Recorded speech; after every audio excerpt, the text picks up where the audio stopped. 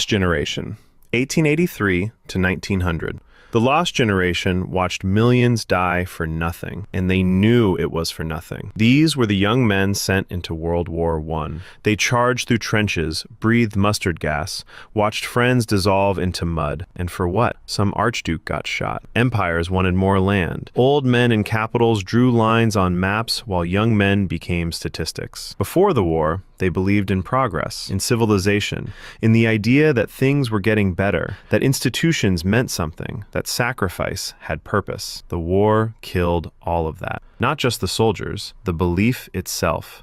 The survivors came home to find they couldn't explain what they'd seen, couldn't reconnect with people who still believed the old stories. Writers like Hemingway and Fitzgerald tried to capture it. The disillusionment, the sense that meaning itself had been a lie. They called themselves lost because that's what they were, not physically, spiritually. The world had made promises, then broke them in the most violent way possible. Their core struggle was meaninglessness. How do you build a life when you've seen proof that nothing actually matters? Some drank themselves to death, some made art. Most just carried the emptiness quietly. The Greatest Generation, 1901 to 1927.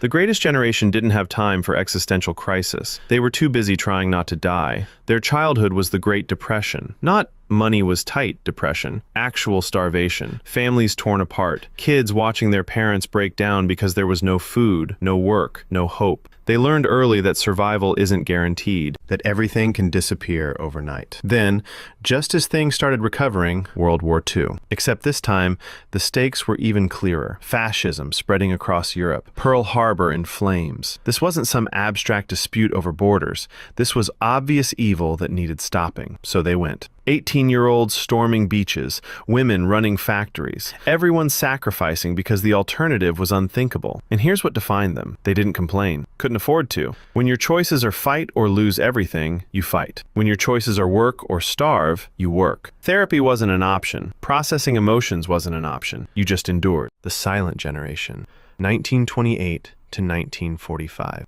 The Silent Generation was raised by traumatized survivors and told to shut up about it. Their parents had lived through the Depression and the war.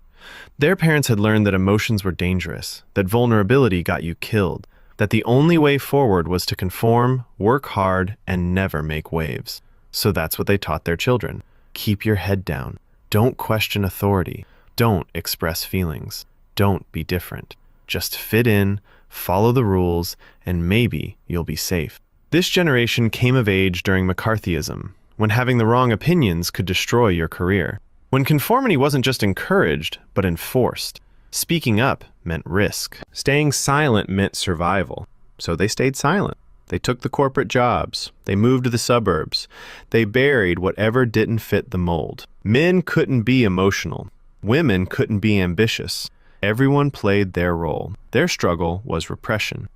Not just personal repression, but systemic. An entire generation taught that authenticity was dangerous, that the self needed hiding. Many never recovered. Some are still alive today, still silent, still waiting for permission that never came.